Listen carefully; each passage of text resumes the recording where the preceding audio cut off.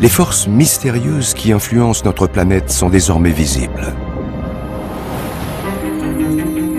Les satellites scrutent le globe et nous permettent de le découvrir avec une précision inédite.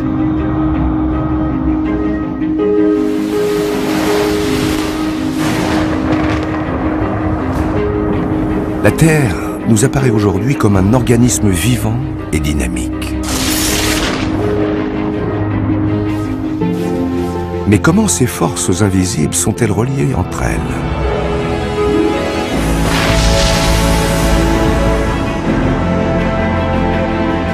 Et, au bout du compte, comment conditionnent-elles la vie ?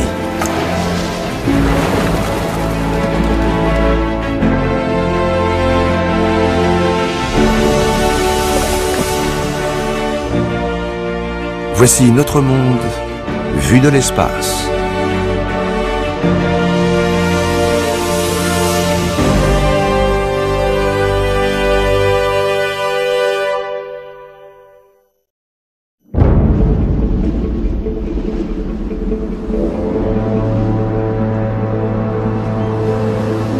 À 500 km à l'ouest de l'Afrique, dans l'archipel du Cap-Vert, des pêcheurs s'activent.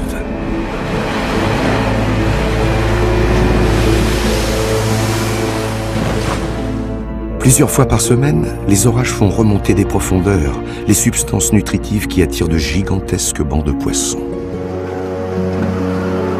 Les marins et leurs familles vivent de ces eaux abondantes.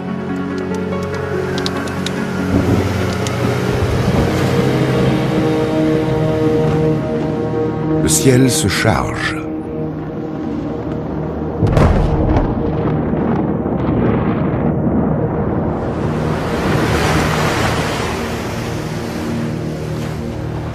Les pêcheurs doivent rapidement regagner la côte.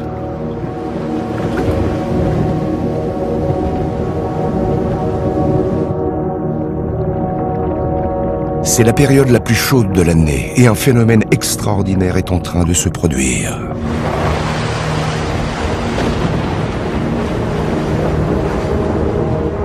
Ce n'est qu'une partie d'un vaste cycle qui affecte l'ensemble du globe.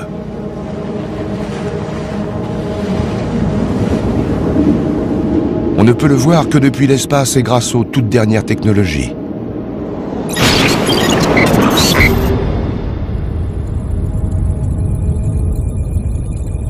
À 700 km d'altitude, le satellite Aqua enregistre une variation de la température de l'océan.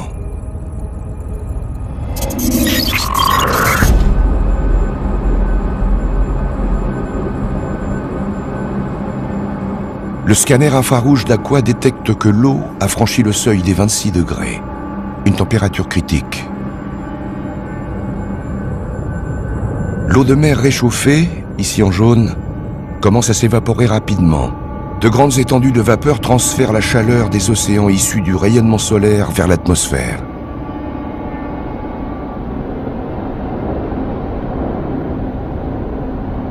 La capacité de l'eau à transporter l'énergie va bientôt avoir des conséquences dévastatrices sur les régions du sud des États-Unis.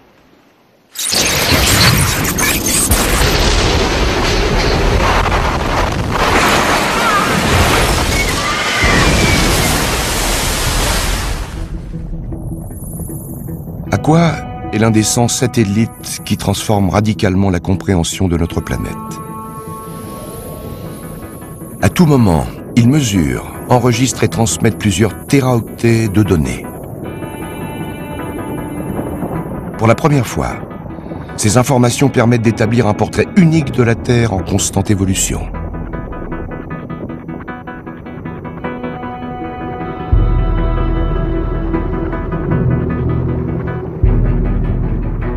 Notre planète est un gigantesque supersystème.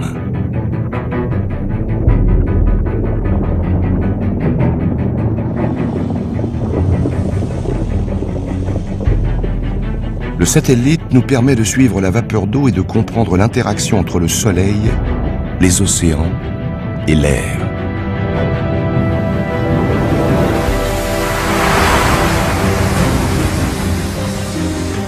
Ce que ces pêcheurs ne peuvent pas voir à l'œil nu, c'est que toutes les heures, 180 tonnes d'eau s'évaporent dans l'atmosphère. Avec elle, l'eau emporte l'énergie équivalente à la production d'une petite centrale nucléaire.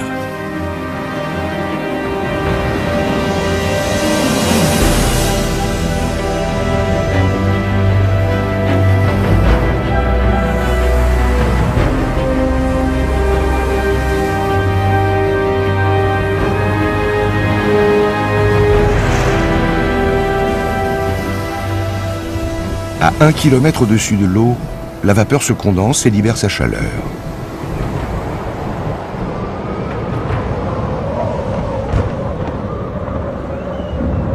La température ambiante grimpe de plusieurs degrés.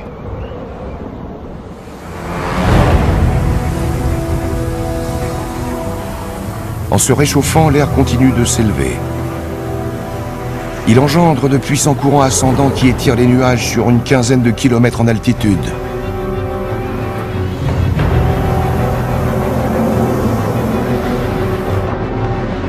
Tandis que l'orage se développe, l'effet de la rotation de la Terre oblige cette masse d'eau à tournoyer.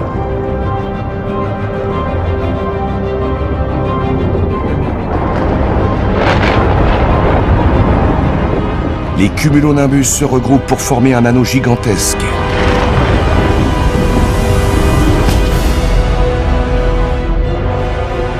Un ouragan est né.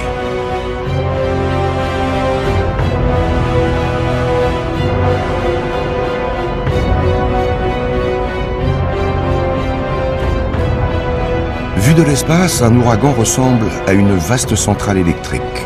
Cette force de la nature génère autant d'énergie que l'ensemble des centrales électriques construites par l'homme.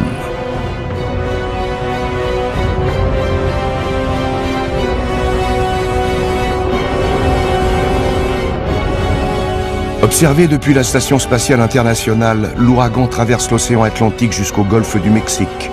Les eaux plus chaudes de cette région alimentent alors cette spirale monstrueuse.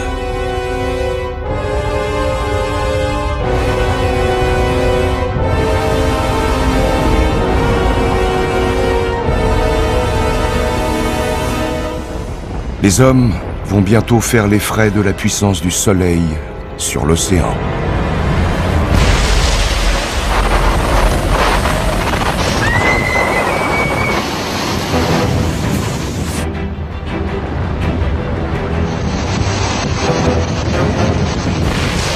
L'ouragan libère sa fureur.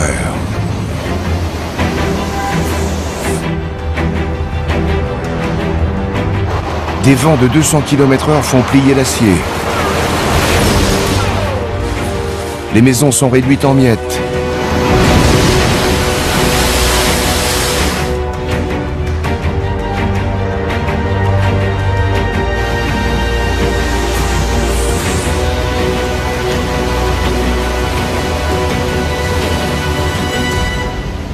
Ce désastre témoigne de la capacité de l'eau à emmagasiner et à libérer de l'énergie.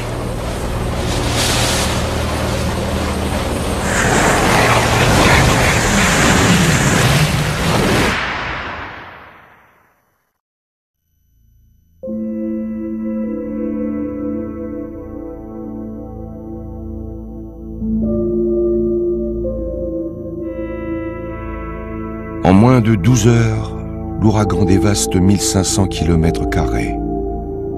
En Louisiane, des centaines de milliers de personnes sont sinistrées.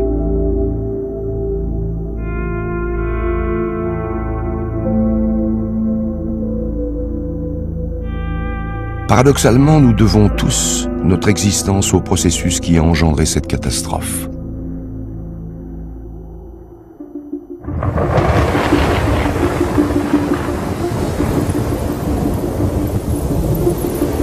Un ouragan limite l'excès de pression lorsque l'océan se réchauffe trop.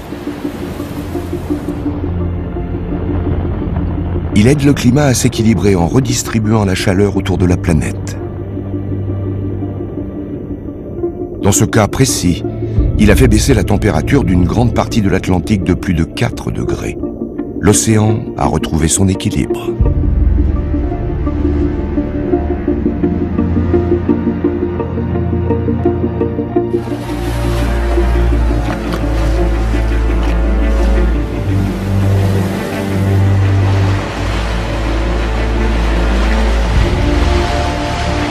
Mais un ouragan, même de catégorie 5, n'est qu'un des éléments d'un ensemble plus vaste.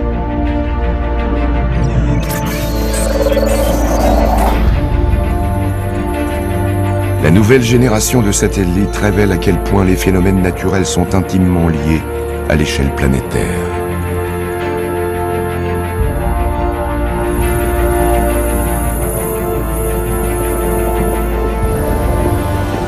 C'est ce lien mystérieux qui, au bout du compte, nous maintient en vie.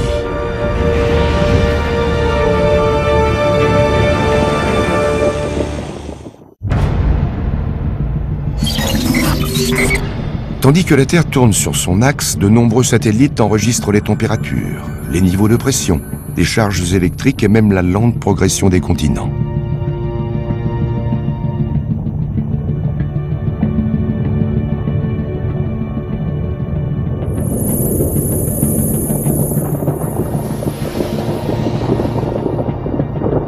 Ces nouveaux moyens d'observation nous dévoilent plusieurs données fondamentales. Ils permettent notamment de comprendre pourquoi certaines régions sont fertiles, quand d'autres ne le sont pas. Nous sommes au mois de juin. L'humanité vaque à ses occupations quotidiennes. À New York, la population profite d'une température de 25 degrés. Un léger vent d'est souffle et la ville se prélasse au soleil.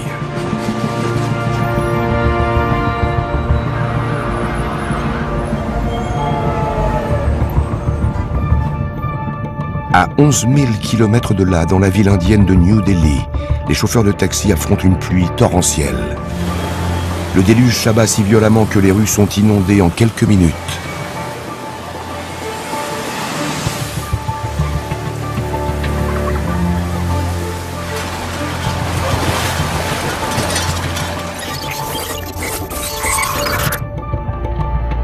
Au même moment, vu de l'espace, un feu de forêt ravage le nord de l'Australie. Et sous ces nuages, des grêlons martèlent la ville de Shanghai.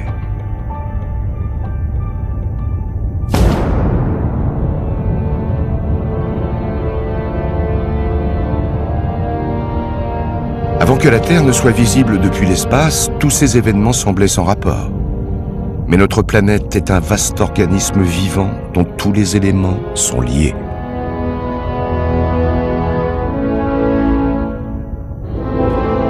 En confrontant les données de 5 satellites, on parvient à comprendre une partie du système, celle qui concerne notre atmosphère, cette enveloppe en perpétuel changement qui entoure la Terre.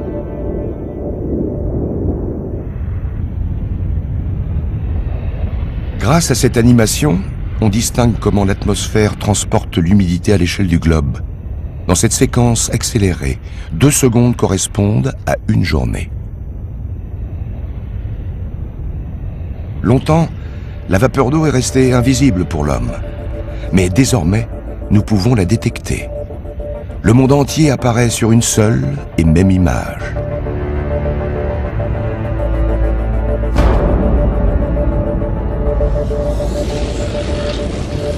Les données satellites nous donnent une autre perspective de notre planète.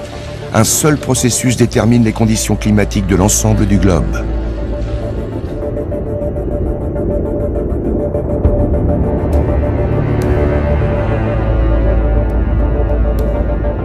Les régions équatoriales reçoivent la plus grande partie de l'énergie du soleil et produisent l'essentiel de la vapeur d'eau.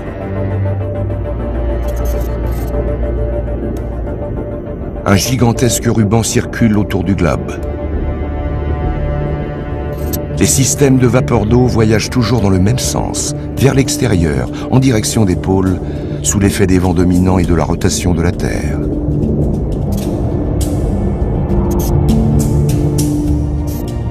Dans l'hémisphère nord, ils tournent dans le sens des aiguilles d'une montre. D'immenses tourbillons de vapeur s'étendent sur plus de 3000 km.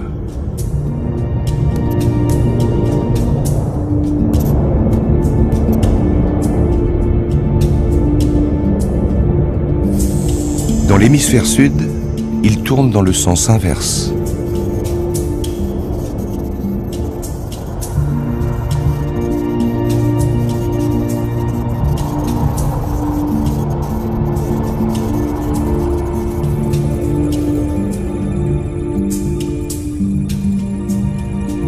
Lorsque ces vents gorgés de vapeur d'eau se déplacent, ils engendrent des conditions spécifiques à chaque zone du globe.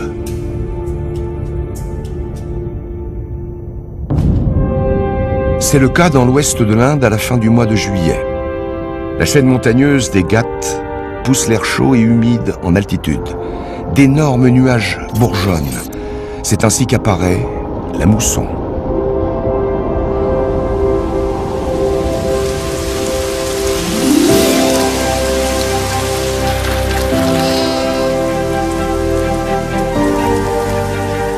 L'eau tombe du ciel en abondance et transforme les sols desséchés en plaines fertiles.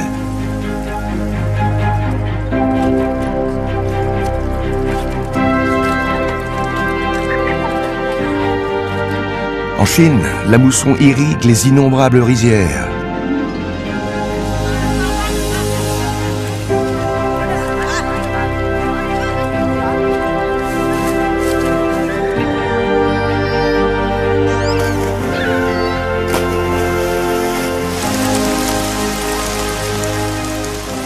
Ce processus permet de nourrir jusqu'à 3,5 milliards de personnes, la moitié de la population mondiale.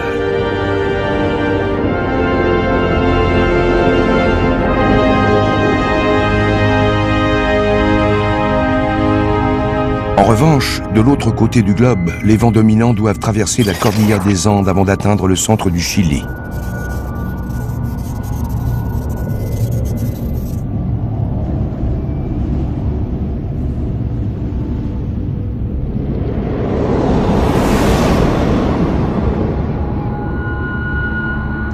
L'altitude assèche l'humidité de l'air, créant ainsi l'une des zones les plus arides du monde, le désert d'Atacama.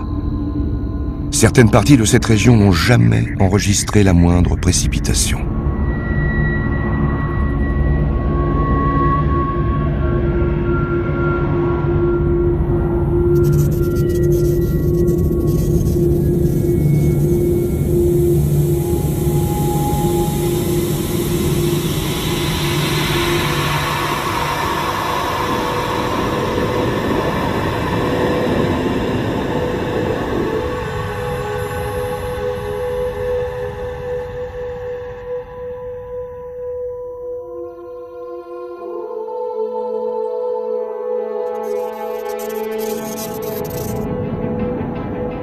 La vapeur est l'une des forces essentielles à la vie, mais ce n'est qu'une des composantes d'un mécanisme bien plus complexe.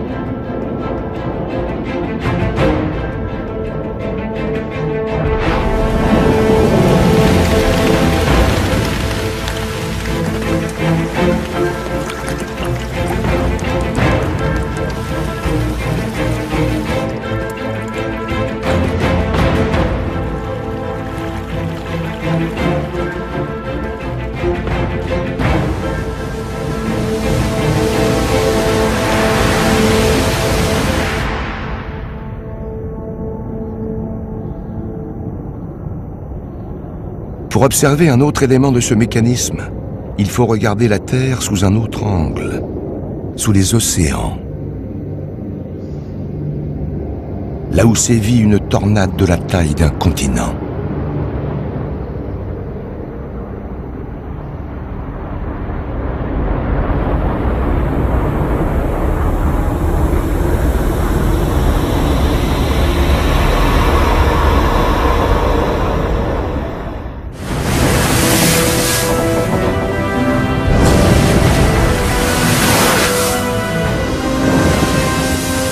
Ce sont les 60e mugissants, les mers les plus redoutables du globe.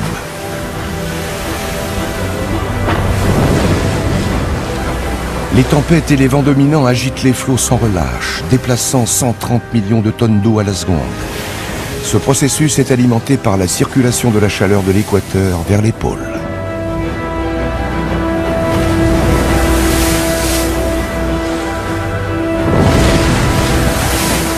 Mais ces mers hostiles abritent un secret qui a des conséquences sur la quasi-totalité du globe.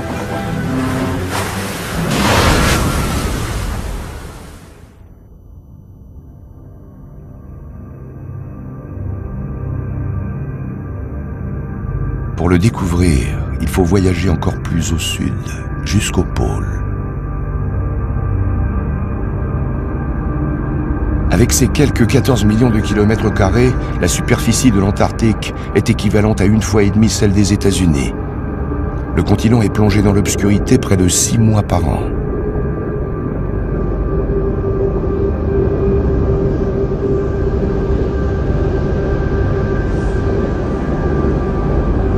En hiver, la température peut descendre jusqu'à moins 80 degrés. Ce continent inhospitalier demeure la dernière étendue sauvage de la planète.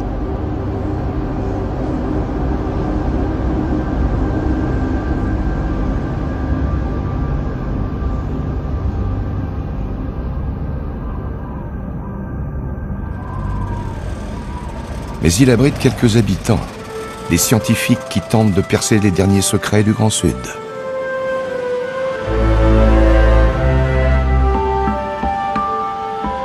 En s'appuyant sur les données des satellites, ces spécialistes cherchent à déterminer le rôle de ce continent de glace à l'échelle planétaire.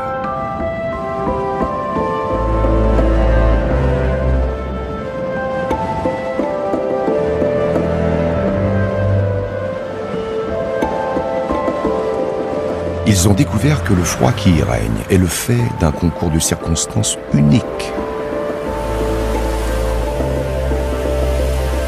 Mais surtout, cette température glaciale joue un rôle vital dans le maintien de la vie sur l'ensemble de la Terre, jusque dans les jungles luxuriantes à des milliers de kilomètres.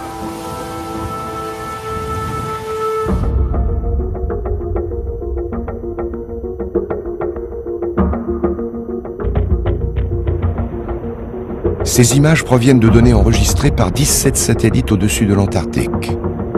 Elles révèlent l'existence d'un gigantesque système météorologique qui tournoie inlassablement autour du continent. Cette vaste spirale est entraînée par la rotation de la Terre.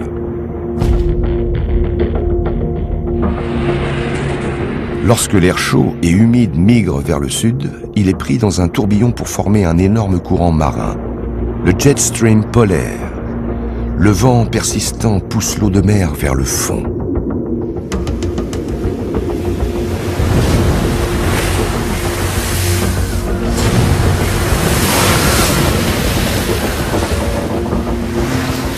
L'océan austral est le seul à être défini comme une masse d'eau qui entoure un continent. Il est parcouru par un immense courant circulaire de 11 000 km de diamètre, le courant circumpolaire antarctique.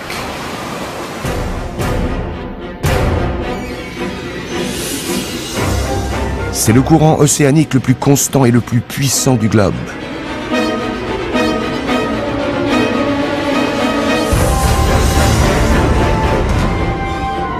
Les 60e mugissants tirent leur nom de la conjonction des effets de la vapeur d'eau, du vent, de l'eau de mer et de la forme de la Terre.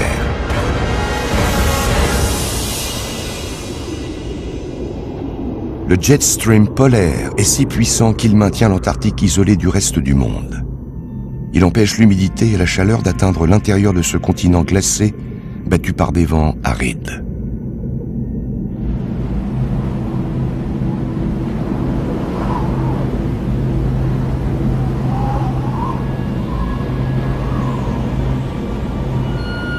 D'ailleurs, le blizzard ne résulte pas des chutes de neige, mais des cristaux de glace au sol balayés par les vents. Cet air dense et froid, conséquence directe du jet stream polaire, maintient tout le continent dans une atmosphère glaciale.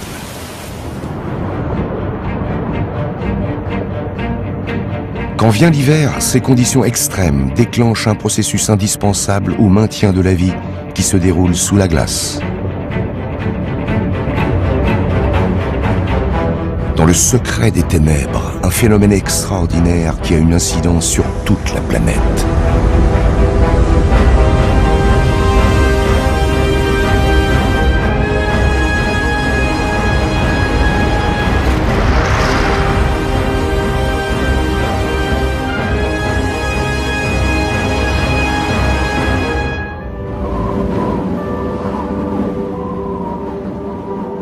Ce processus n'est observable que lorsque l'hiver s'installe sur l'Antarctique.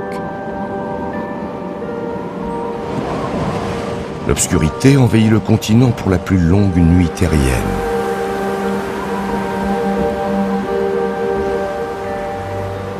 s'agit du vent katabatique, un vent gravitationnel produit par le poids d'une masse d'air froid dévalant les massifs de l'Antarctique. Les rafales de 150 km/h figent le paysage.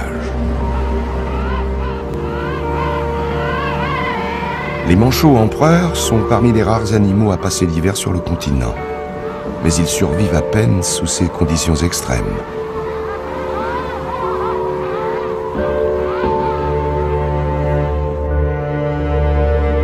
Dans une zone reculée du littoral que l'on appelle la mer de Weddell, des polynies se forment. De vastes étendues d'eau salée entourées de glace.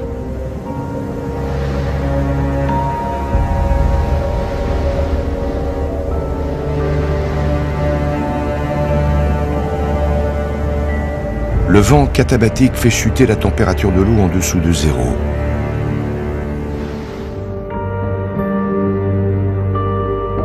Un seuil critique est atteint lorsque la couche supérieure de l'océan devient inférieure à 1,5 degré. À ce stade, une autre propriété remarquable de l'eau de mer entre en jeu. L'océan commence à geler en surface.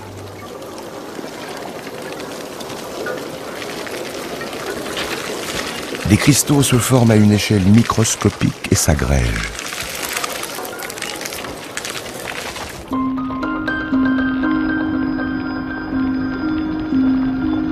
En gelant, l'eau de mer relâche son sel.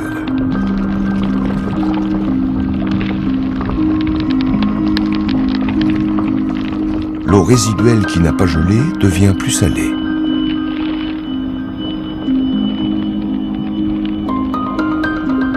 Elle forme un flux, la saumure, qui descend vers le fond de la mer sous forme de stalactites.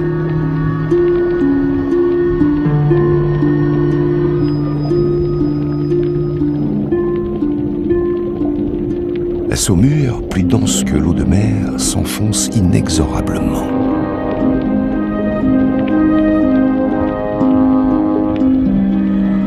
Cette eau plus salée emporte avec elle l'oxygène provenant de l'air de la surface vers les profondeurs.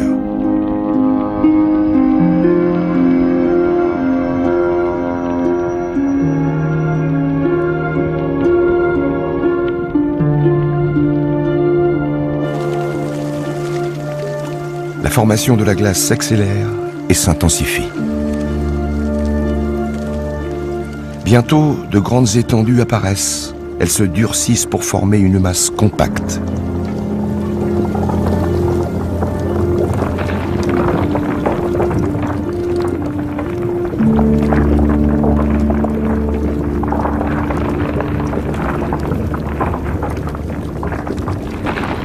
Au bout d'une semaine, ce processus microscopique est devenu une entité visible depuis l'espace.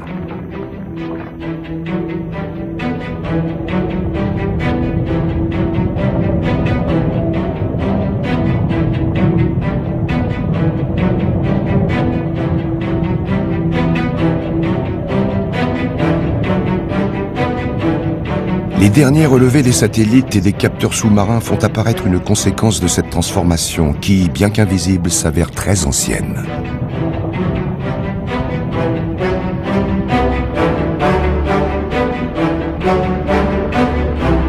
Chaque seconde, 1,5 million de mètres cubes d'une eau dense et salée glisse vers le fond de la mer sous la forme d'un courant vertical irrésistible.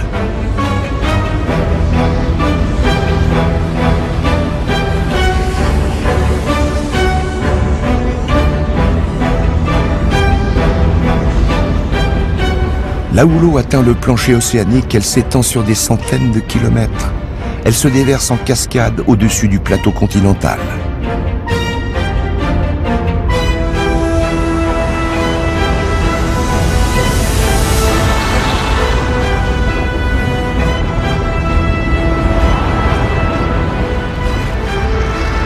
Une gigantesque chute d'eau sous-marine apparaît.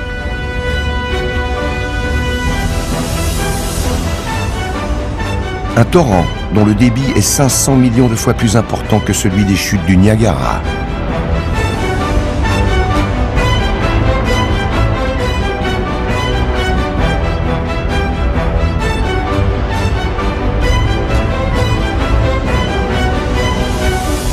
Le flux de saumure froide, dense et oxygéné, s'enfonce lentement et silencieusement dans l'abysse. Il ne refera pas surface avant 1 millier d'années.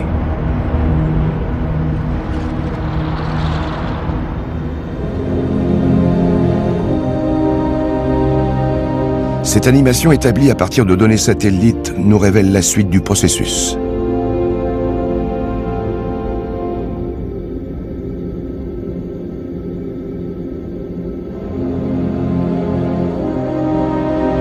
Elle montre comment le courant venu d'Antarctique fait remonter l'eau jusqu'à l'équateur.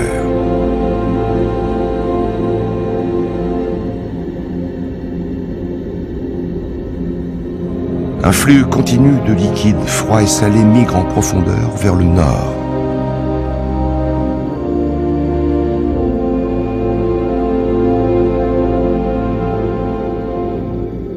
En circulant autour du globe, ces courants lents rafraîchissent tous les océans. Ce système très ancien ajuste la température moyenne de la mer au demi-degré près.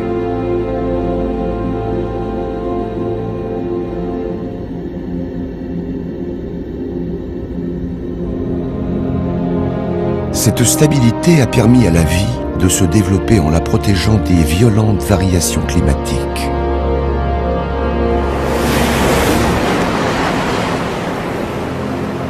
Lorsque l'eau des profondeurs regagne enfin la surface, elle commence une nouvelle vie en se mêlant à des courants plus chauds et plus rapides.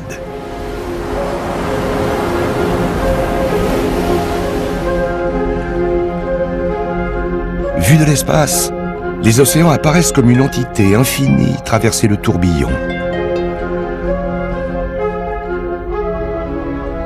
La température des courants de surface varie selon l'énergie solaire qu'ils reçoivent. À terme, c'est ce qui détermine la quantité de vapeur d'eau libérée dans l'air.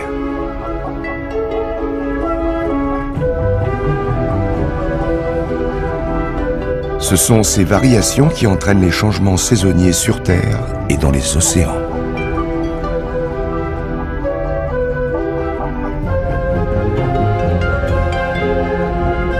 À l'automne, lorsque le Gulf Stream se refroidit, les érables de la Nouvelle-Angleterre rougissent avant de perdre leurs feuilles.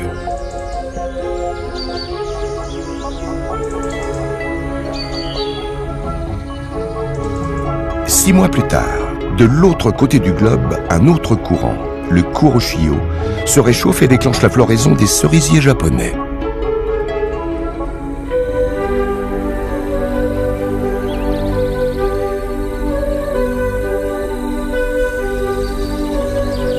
Des processus analogues se produisent aux quatre coins de la planète.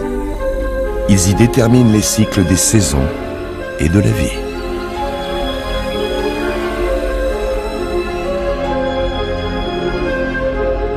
Vu de l'espace, l'océan et l'atmosphère sont très liés.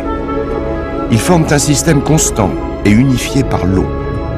La quantité d'eau présente dans l'air à tout moment équivaut à 12 000 milliards de tonnes.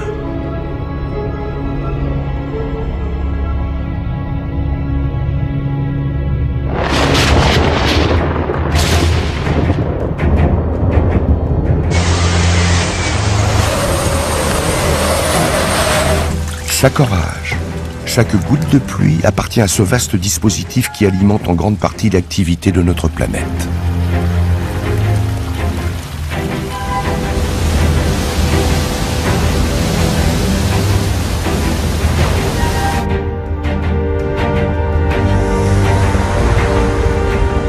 Mais ce mécanisme est plus complexe qu'il n'y paraît. Le flux de saumure froide provenant de l'Antarctique va bientôt subir une nouvelle transformation en étant confronté à l'un des systèmes les plus violents de la Terre.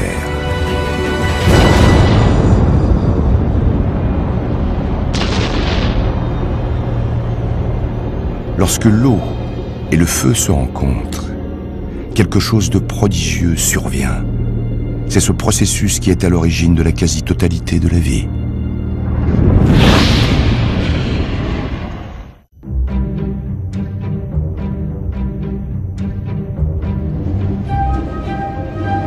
À l'ouest des côtes péruviennes, les eaux s'agitent frénétiquement.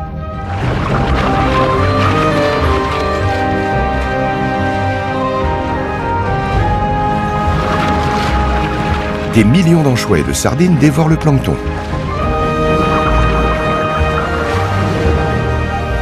Attirés par l'hébre de poissons, les prédateurs marins et les oiseaux convergent par millions chaque année dans ces eaux.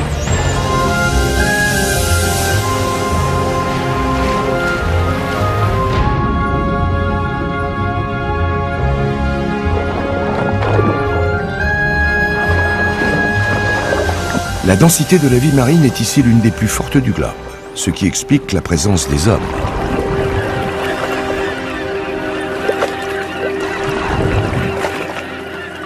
Mais ce lieu n'est pas qu'un territoire de chasse abondant. Il illustre la manière dont deux systèmes peuvent interagir pour entretenir la vie.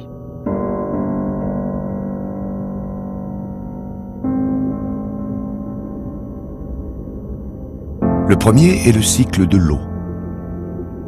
Le second provient des entrailles de la Terre constituées de matière en fusion.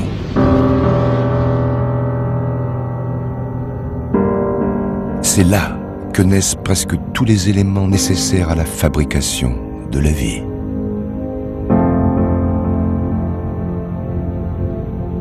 La Terre n'est pas une boule de roche dure, mais une sphère de fluide en fusion recouverte d'une croûte solide.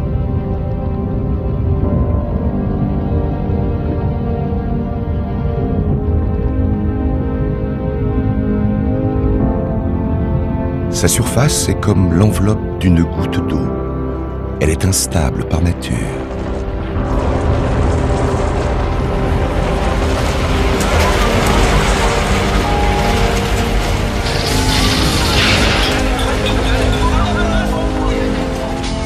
Un séisme frappe la ville de Sendai avec une telle violence que certaines parties du Japon progressent de 2 mètres vers le continent américain.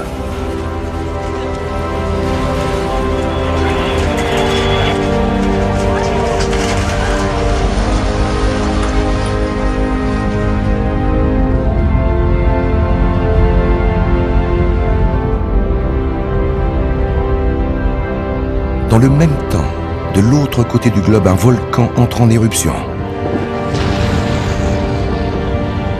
Il crache un gigantesque panache de cendres et de vapeur qui s'élève jusque dans la stratosphère.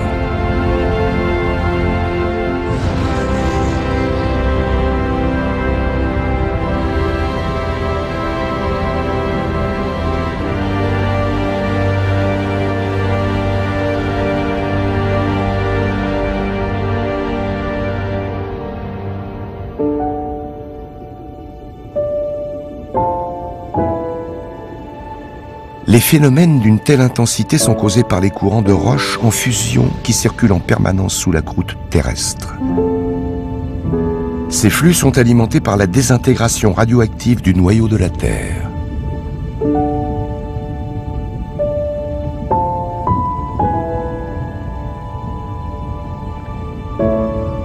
Cette matière qui se répand en perçant l'écorce terrestre fournit les éléments essentiels à la vie.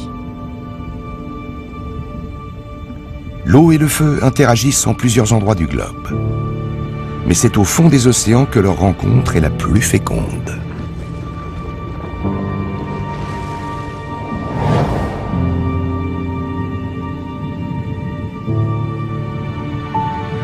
Dans l'océan Atlantique, par 2500 mètres de profondeur, il existe une chaîne de volcans sous-marins.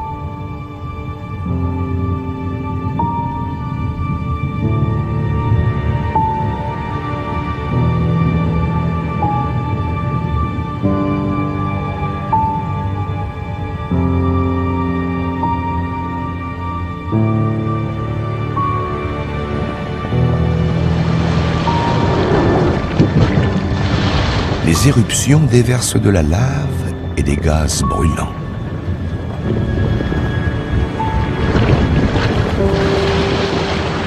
Elles ponctuent un voyage qui a duré 25 millions d'années en provenance du noyau de la Terre.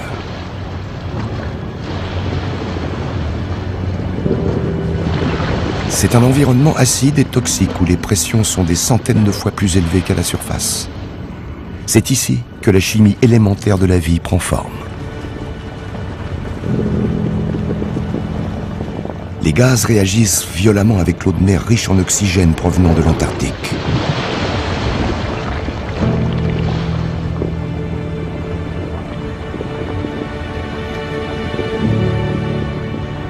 Les minéraux brûlants issus des entrailles de la Terre se dissolvent.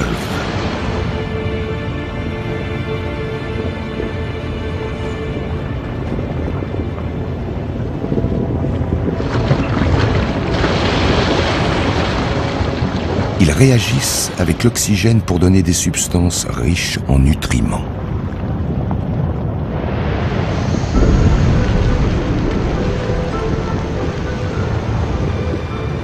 L'eau de mer, désormais saturée en minéraux, émerge alors à travers des cheminées hydrothermales. Ces concrétions semblent héberger des organismes vivants.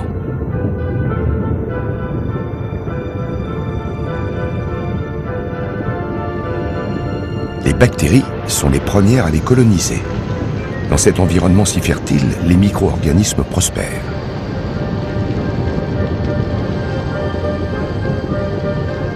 À terme, des créatures plus complexes vont se nourrir de ces micro-organismes avant d'être engloutis à leur tour.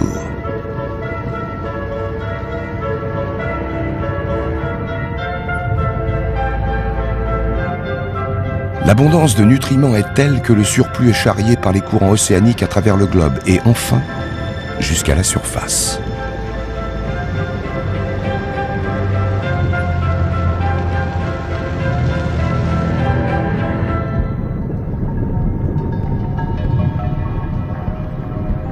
D'autres courants érodent les continents et libèrent les minéraux contenus dans la roche. Dans les eaux poissonneuses au large du Pérou, les courants océaniques riches en nutriments remontent vers la surface aux abords du continent sud-américain.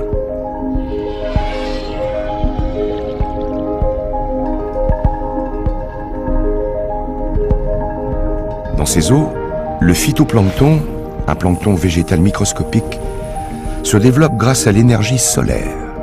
Ces organismes monocellulaires prospèrent en fixant le gaz carbonique contenu dans les molécules d'air.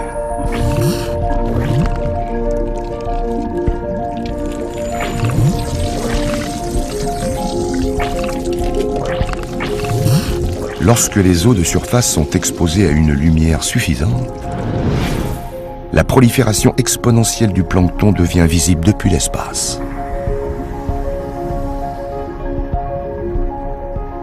Au bout de 24 heures, les eaux côtières virent du bleu au vert sur une zone de 500 km².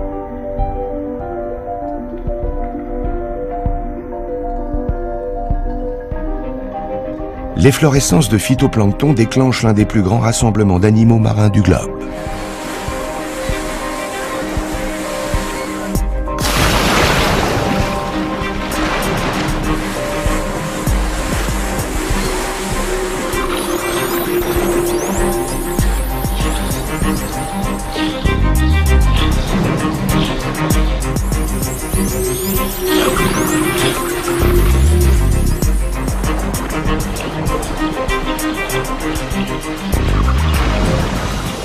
Les remontées de nutriments depuis les profondeurs occasionnent de nombreuses efflorescences de phytoplancton à travers le monde.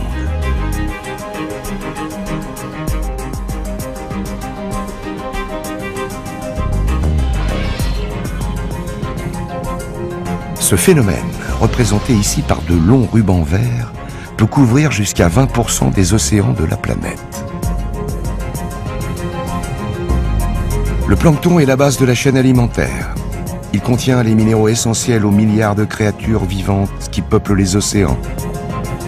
Ces minéraux ont passé des millions d'années à circuler au cœur de notre planète et forment désormais les briques élémentaires de la vie marine.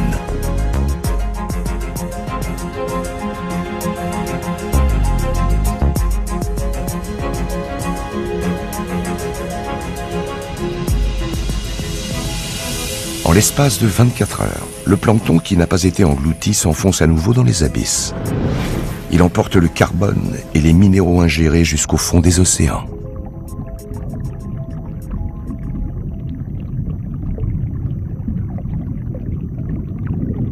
Il va rester là plusieurs milliers d'années et former une couche de sédiments organiques d'1 kilomètre d'épaisseur. Une grande partie de ce plancton émergera au cours de l'étape suivante du cycle.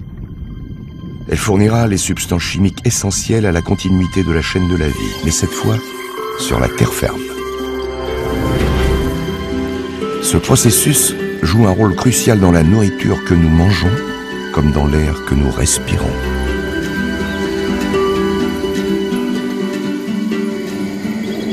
Il contribue même au maintien de notre principal réservoir de biodiversité, la forêt amazonienne.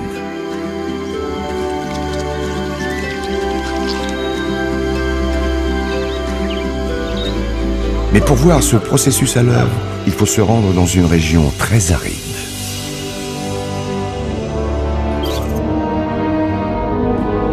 Le Sahara.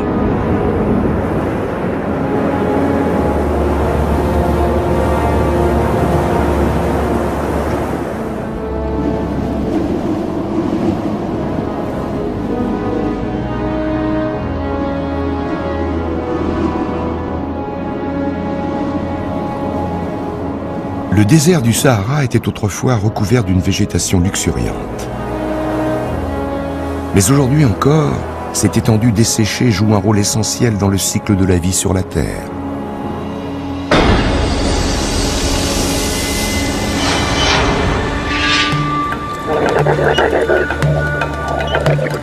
Nous sommes au mois de mai, au plus fort de la saison sèche.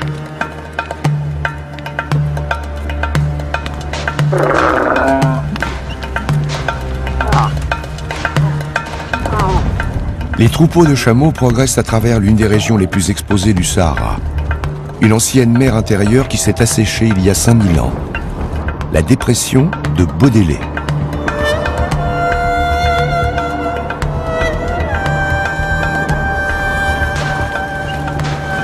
Le sol qu'il foule, la diatomée, est constitué de plancton fossilisé, la diatomite.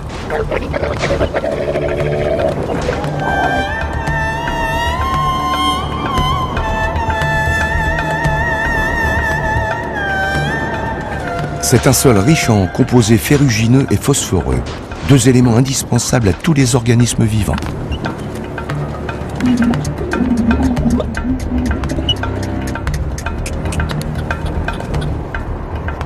Plus incroyable encore, ces grains de sable vont, en l'espace de 6 jours, insuffler la vie dans une forêt tropicale située à des milliers de kilomètres.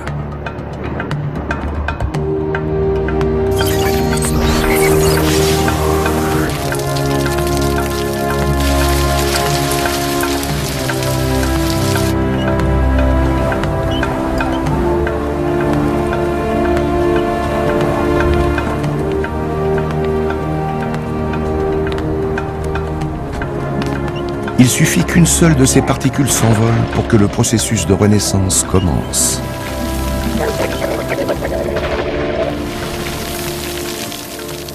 La diatomée reste en suspension dans les airs avant d'être transportée par les vents.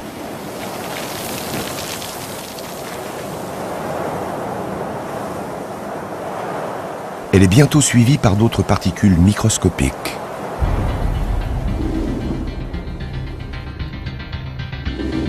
Ces images de synthèse, réalisées à partir des données du satellite Météosat, révèlent la fréquence quotidienne des nuages de poussière. Ici, le nuage se forme au-dessus du désert.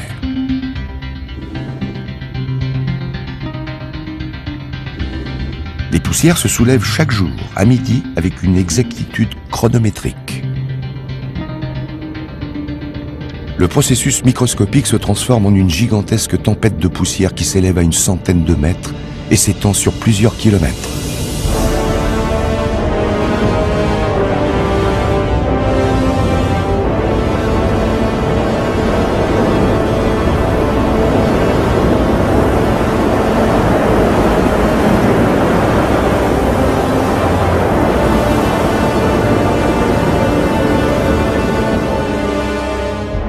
Le nuage de plancton fossilisé balaie l'Afrique de l'Ouest.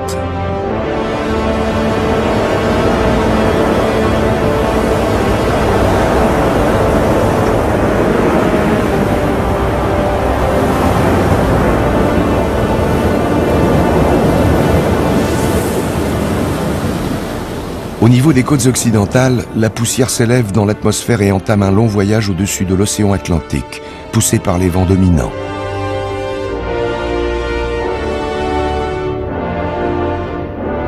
Les satellites ont révélé que 54 000 tonnes de poussière sont transportées chaque jour vers l'Amazonie, à 8 000 km à l'ouest.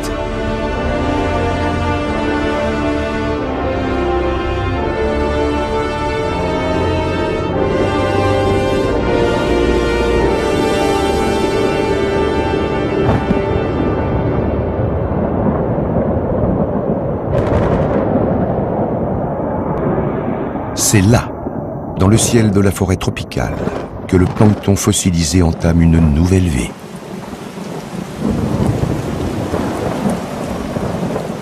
Les minéraux qui constituent les grains de poussière se dissolvent pour former des gouttelettes qui retombent avec la pluie sur la forêt amazonienne.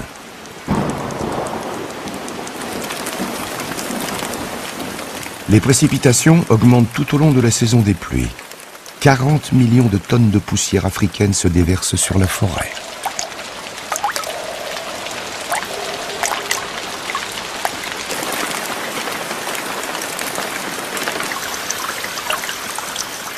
Le plancton fossilisé s'infiltre dans le sol et dans les racines des arbres, revitalisant la forêt.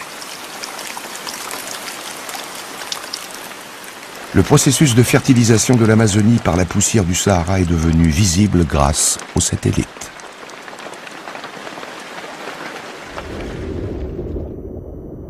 Les instruments scientifiques de l'engin spatial sont si sensibles qu'ils peuvent observer la migration des particules vers l'Amazonie. Mais ils permettent aussi de mesurer la croissance de la canopée depuis l'espace. On peut ainsi observer ce qui se passe à la fin de la saison des pluies, lorsque le soleil réapparaît. Pour la première fois depuis 6 mois, les rayons du soleil illuminent directement la forêt. Il s'ensuit une formidable poussée de la végétation.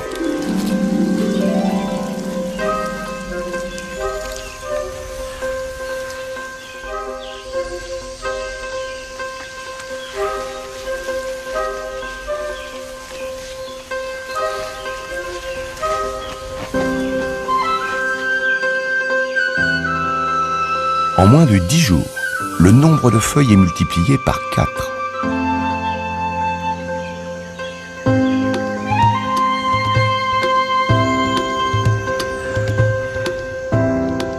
Une vague de verdure submerge le continent.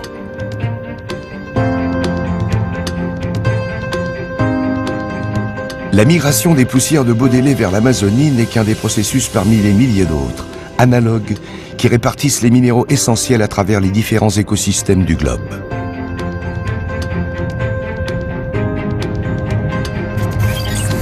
Qu'ils soient issus des déserts, des montagnes ou des sédiments anciens, chaque processus participe à l'élaboration de la vie.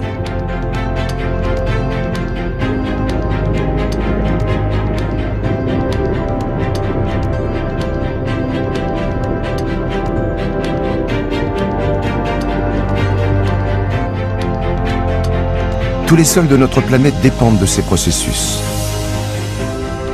Les grandes plaines du nord de l'Amérique sont constituées de dépôts provenant des périodes glaciaires, propices à la production de blé et de maïs. Au Bangladesh, le delta du Gange est riche en fer issu de l'érosion des massifs de l'Himalaya, un ingrédient essentiel à la culture du riz. D'autres minéraux sont transportés autour du globe par les vents, l'eau et la glace. Grâce à ce processus, la végétation a pu refaçonner notre planète.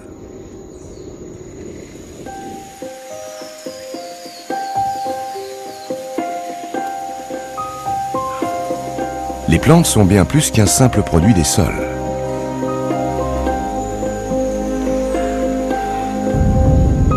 Elles constituent une force puissante qui a transformé la Terre pendant des millions d'années.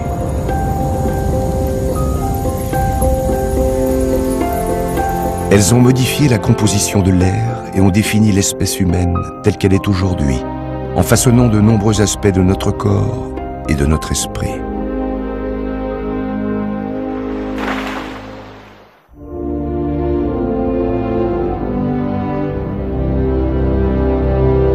Voici un autre aperçu de la Terre vue de l'espace. Cette animation générée par ordinateur montre les fluctuations quotidiennes de l'oxygène et du dioxyde de carbone, des gaz invisibles. Ces éléments vitaux ne sont pas le fruit d'un processus géologique. Ils proviennent de milliards de petites respirations au niveau du sol.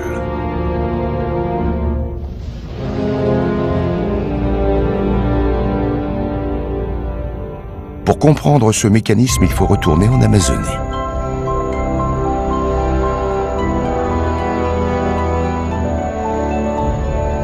Cette forêt tropicale a environ 55 millions d'années. C'est l'un des plus anciens systèmes vivants de la planète.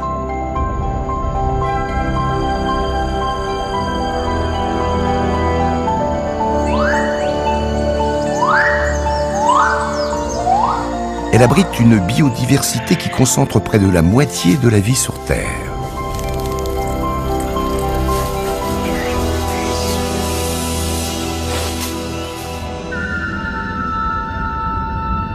Une vaste étendue de verdure qui s'étend sur 5,5 millions de kilomètres carrés.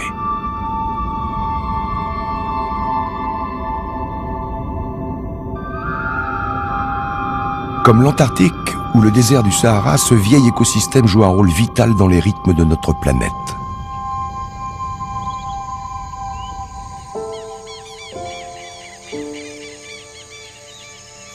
Dans ce cas précis, le processus débute dans de minuscules pores situés sous des milliards de feuilles.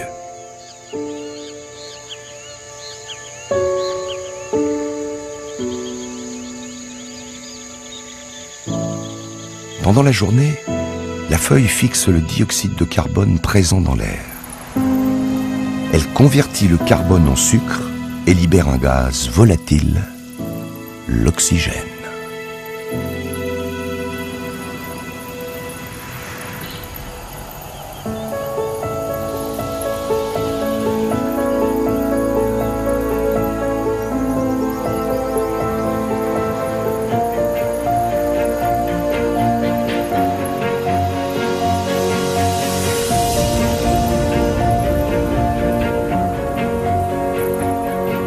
Au cours de sa vie, un arbre en libère ainsi plusieurs millions de mètres cubes.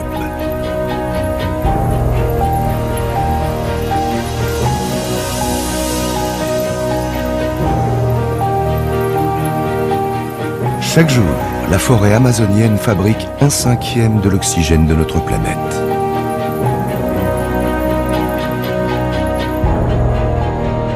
Nous l'avons longtemps considérée comme le poumon de la Terre. Mais à présent, les satellites nous permettent de voir que les choses ne sont pas aussi simples.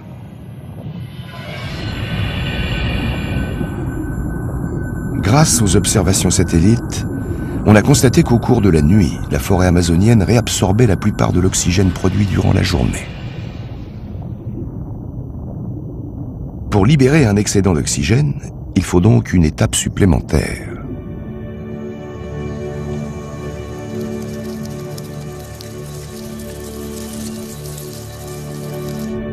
Toutes les 24 heures, la forêt tropicale déverse 2 millions de tonnes de sédiments dans le fleuve Amazone.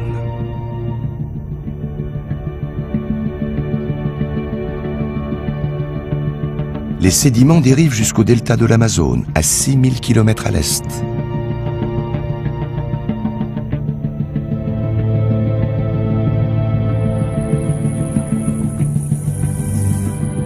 Là, le plancton présent dans l'eau absorbe les sédiments.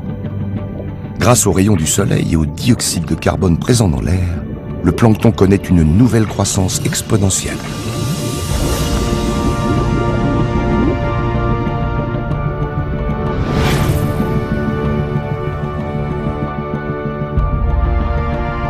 L'efflorescence accrue libère une telle quantité d'oxygène qu'elle est visible depuis l'espace.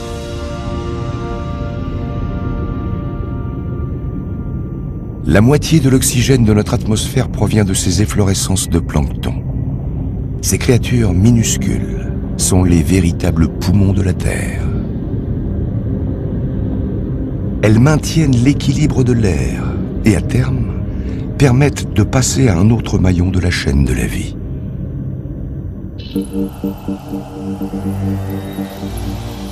Une atmosphère riche en oxygène volatile est à l'origine de créatures plus complexes. Des créatures capables de se mouvoir rapidement grâce à leur queue, leurs ailes, leurs bras et leurs jambes.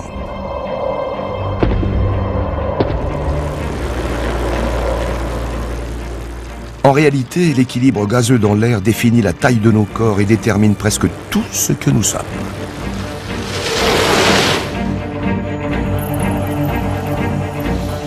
L'oxygène semble cependant avoir un inconvénient.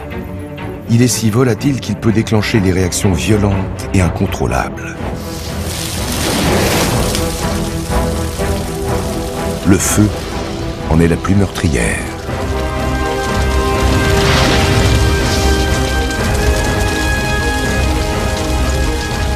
Mais une fois encore, l'enfer des flammes n'est qu'une autre pièce de ce puzzle complexe qui constitue la Terre.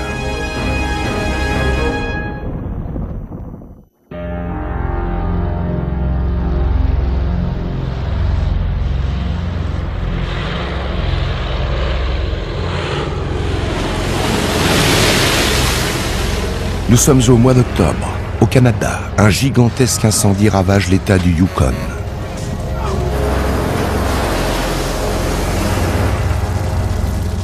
En moins d'une semaine, les flammes vont dévaster 25 000 km² de forêt.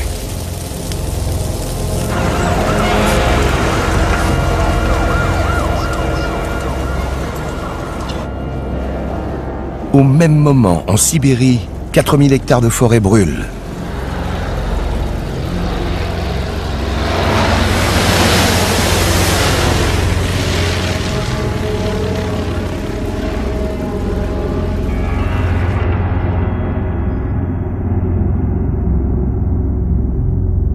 Mais ce n'est là qu'un petit aperçu de l'influence du feu sur le globe. Ces milliers de petits points rouges représentent plus d'1 million de km² de forêt qui partent chaque jour en fumée.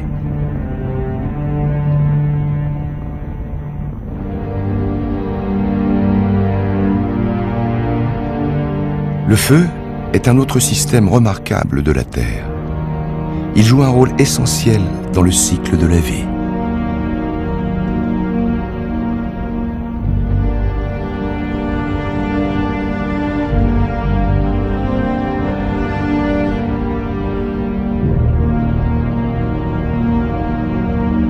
La forêt boréale du nord du Canada est un endroit idéal pour le voir en action.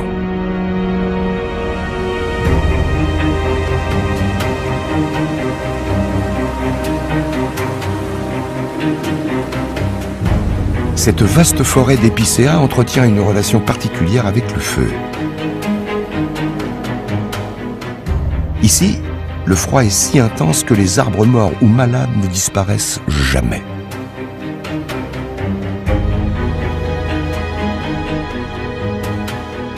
Le bois renferme les ingrédients nécessaires au déclenchement d'une nouvelle vie.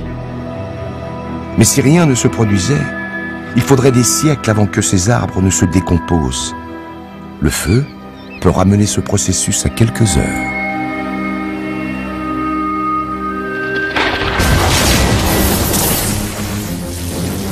La plupart des feux de forêt d'origine naturelle sont déclenchés par la foudre.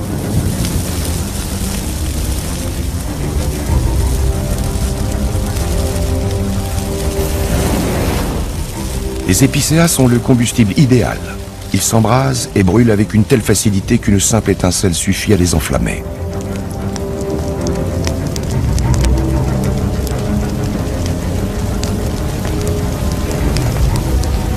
Voici comment l'oxygène porte son coup fatal.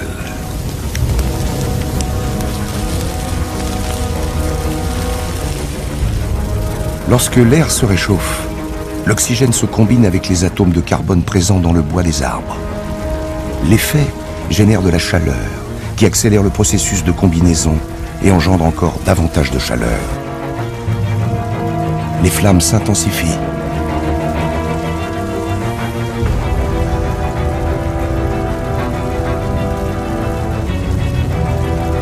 Pendant que l'incendie fait rage, les plantes libèrent l'énergie solaire accumulée au fil de leur croissance.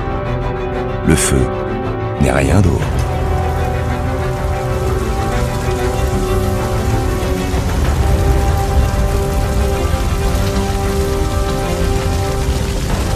Lorsque nous regardons les flammes, nous observons en réalité la puissance du soleil se libérer de la matière vivante dans laquelle elle s'est accumulée au fil du temps.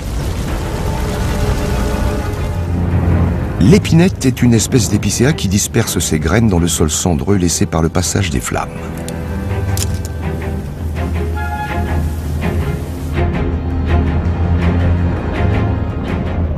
Depuis l'espace, on peut observer les effets liés aux feux de forêt.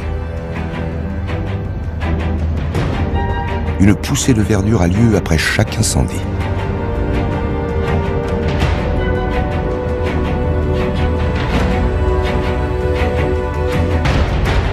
Les feux de forêt entretiennent l'équilibre d'un grand nombre d'habitats sur Terre.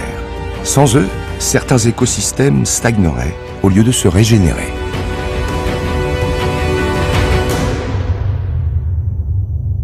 Les satellites révèlent comment le feu, les conditions climatiques, l'eau et la glace contribuent à entretenir le cycle de la vie.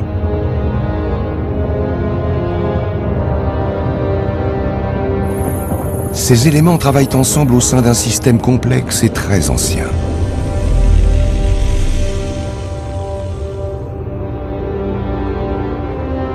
Mais les satellites n'en sont qu'au début de leur découverte. Ils peuvent explorer et analyser la manière dont notre planète réagit aux influences extérieures. Et notamment à la plus puissante de toutes, celle du Soleil.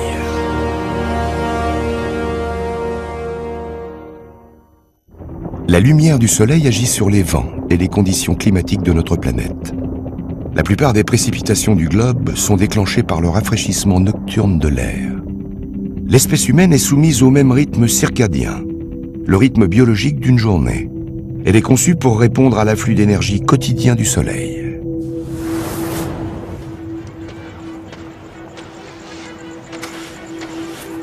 Les cellules de notre corps ont besoin de la lumière solaire pour fabriquer les vitamines indispensables à la peau.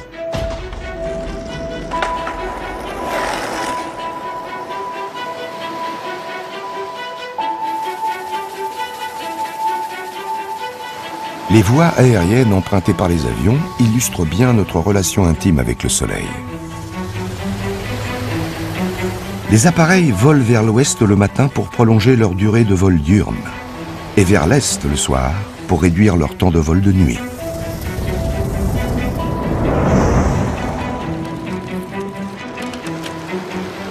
Mais, ironie du sort, l'élément qui menace le plus ce mécanisme fragile est aussi celui qui en est à l'origine.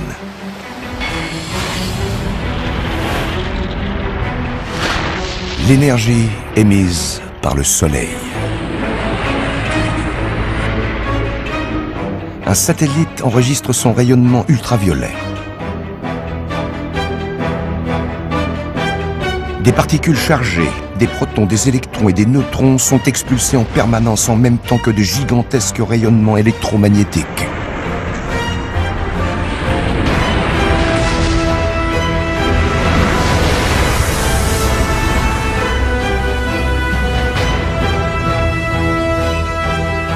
Mais il arrive aussi que le Soleil produise ce que l'on appelle une éjection de masse coronale.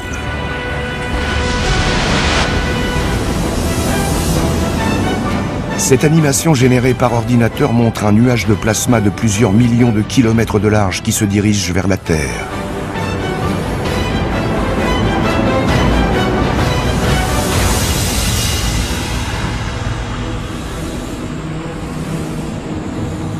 Si ces particules solaires heurtaient la surface du globe, elles nuiraient considérablement à toutes les formes de vie en provoquant des lésions mortelles de leur ADN.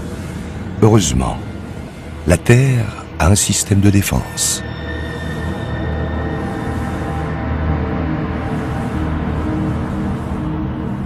Un champ magnétique invisible, la magnétosphère, entoure notre planète comme le montrent ces images.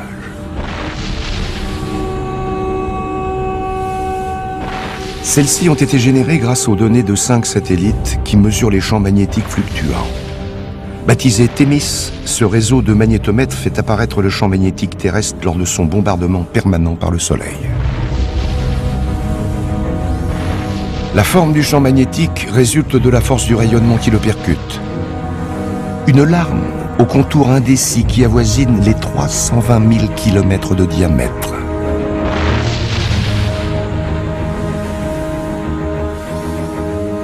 Des vagues successives de particules solaires martèlent la magnétosphère, mais la plupart sont déviées.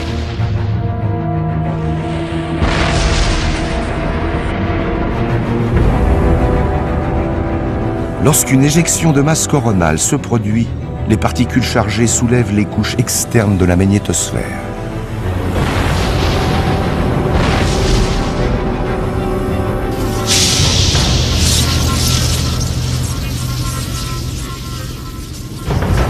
Les particules sont alors libres de s'infiltrer vers la planète.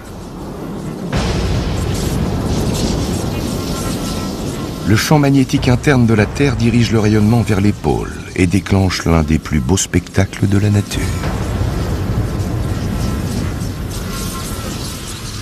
Les aurores boréales et australes.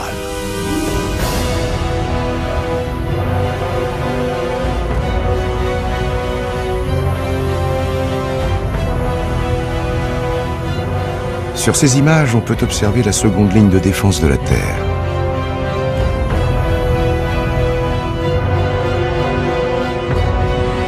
Des rubans de plasma géants ruissellent vers le bas et encerclent les pôles.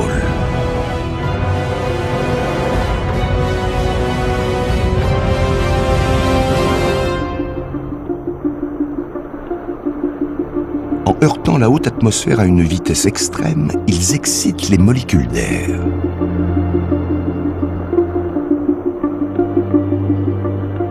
Le processus fait scintiller les molécules d'air.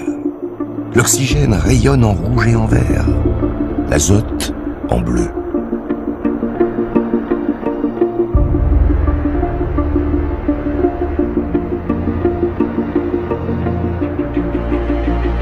L'énergie qui menace toutes les formes de vie sur Terre est dissipée par la haute atmosphère.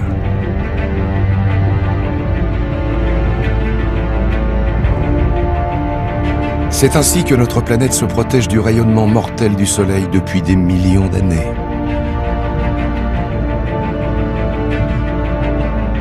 Mais ce n'est là qu'une partie du dispositif dont dispose l'atmosphère pour protéger la vie.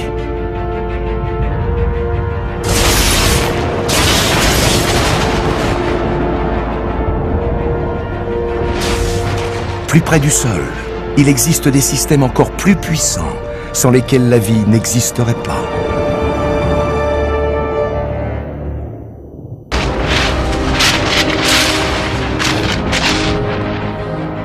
Des forces qui, si elles n'étaient pas contrôlées, pourraient littéralement déchirer l'atmosphère.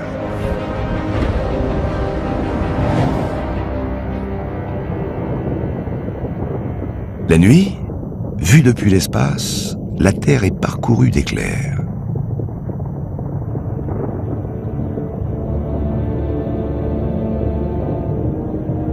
Les astronautes de la Station spatiale internationale sont souvent surpris par la fréquence et l'intensité des orages électriques qui éclatent en contrebas.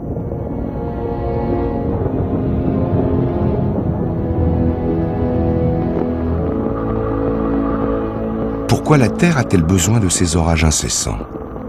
La réponse est claire lorsque l'on observe depuis l'espace. L'atmosphère terrestre cherche l'équilibre.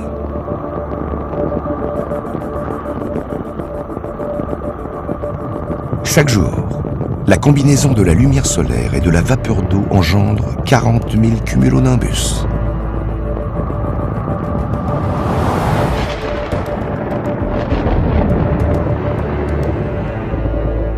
Les nuages développent d'énormes quantités de charges électriques.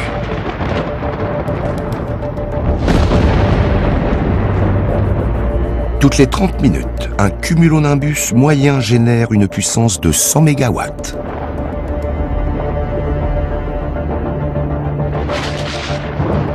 Une énergie suffisante pour alimenter une ville comme Paris pendant 1 minute.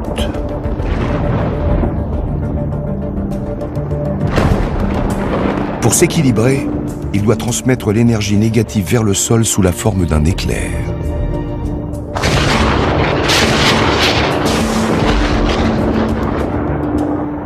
Mais dans le même temps, il envoie une charge positive vers le ciel.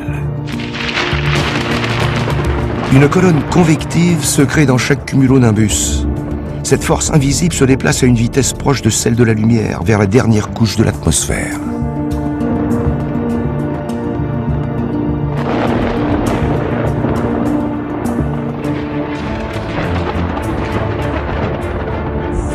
Il s'agit de l'ionosphère, un voile fin, essentiellement constitué d'hydrogène et d'hélium. Pour la première fois, nous pouvons observer comment les charges électriques interagissent avec cette couche d'air.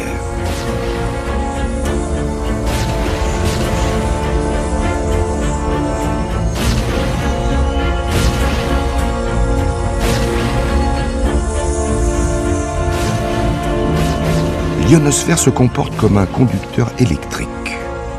Elle distribue les charges autour du globe.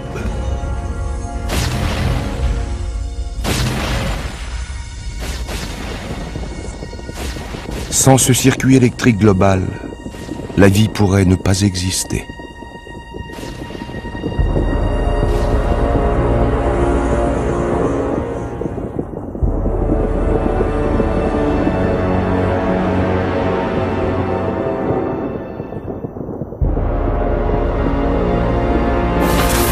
Tout se passe grâce à une formidable réaction chimique qui s'opère à l'intérieur des cumulonimbus lorsque les éclairs apparaissent. La charge électrique présente dans le nuage d'orage s'intensifie. Au-delà d'un certain seuil, l'apparition d'un très grand nombre d'ions permet la circulation d'un courant électrique.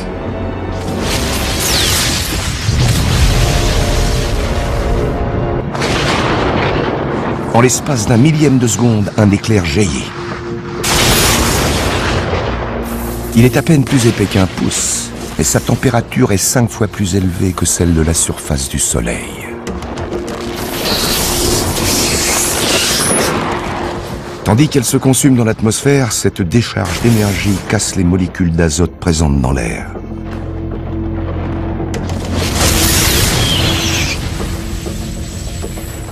L'oxygène s'associe à l'azote pour créer le nitrate.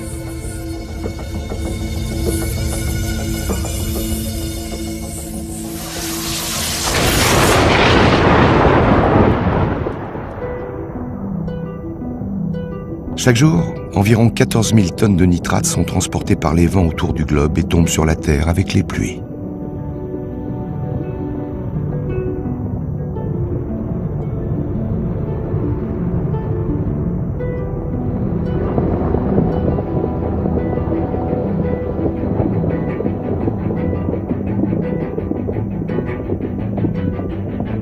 Le nitrate est essentiel à la plupart des formes de vie.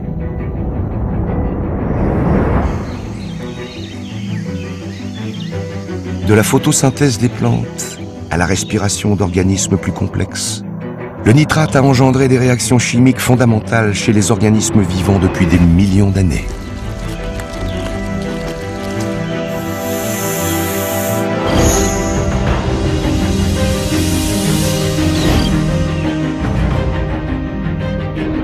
L'observation de la Terre grâce aux satellites a révélé l'existence d'un mécanisme complexe qui façonne chaque instant de la journée et régit le moindre battement de cœur.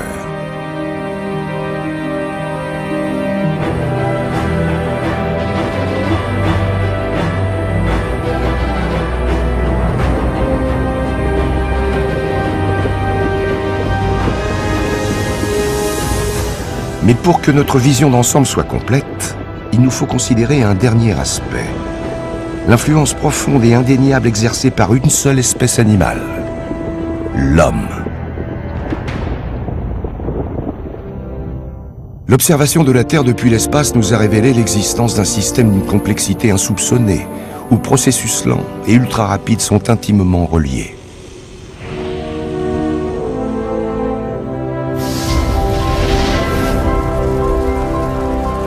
Les cycles se reproduisent à l'infini. Ce qui meurt se décompose, se régénère, puis renaît.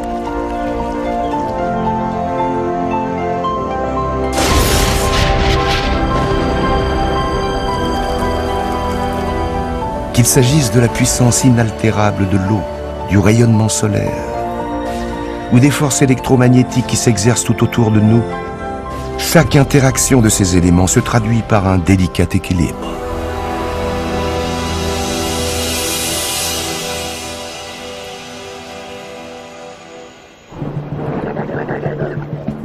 L'espèce humaine est le dernier phénomène naturel, une conséquence directe d'un système qui a créé et entretenu la vie depuis 3,5 milliards d'années.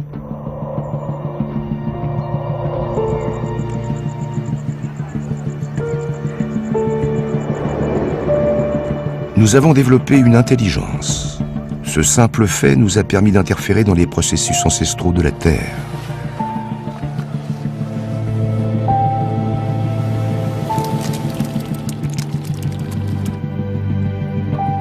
Nous avons transformé notre planète en exploitant le système complexe qui nous a créés.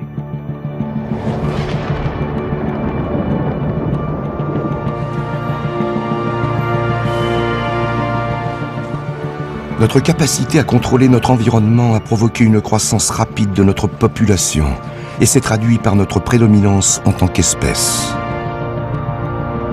Aujourd'hui, notre influence est visible sur 80% du globe.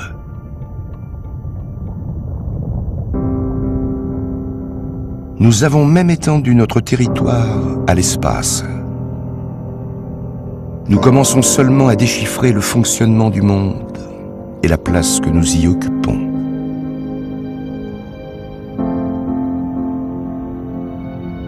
C'est un moment crucial dans l'histoire.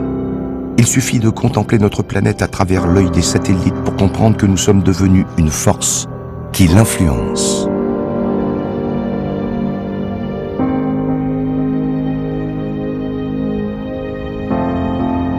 Nous fabriquons déjà plus de nitrates que les éclairs.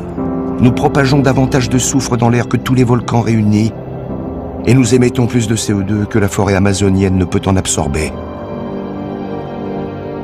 Nos villes génèrent des particules, provoquent des orages électriques et ont une incidence sur le niveau de précipitation.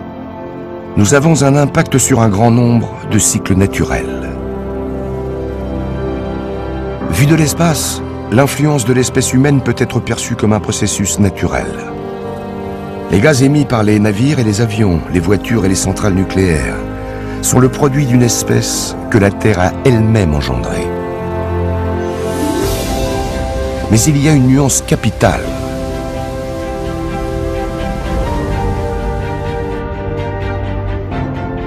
À la différence des volcans, des courants océaniques ou de l'oxygène relâché par les forêts et le plancton, nous avons le choix de nos actes. Aujourd'hui, les satellites nous permettent de prendre la mesure de notre impact sur le monde. À nous de faire désormais des choix avisés dans l'emploi et le respect de ces ressources. Les yeux que nous avons placés dans l'espace nous indiquent comment préserver l'équilibre naturel du monde. Il ne tient qu'à nous d'en tenir compte.